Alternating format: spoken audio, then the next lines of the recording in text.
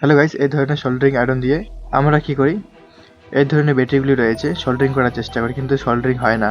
আজকে একটি নতুন ট্রিক্স দেখাবো আপনাদের কিভাবে কানেকশন করবেন। সোল্ডারিং ছাড়া কানেকশন করে দেখাবো তারগুলি।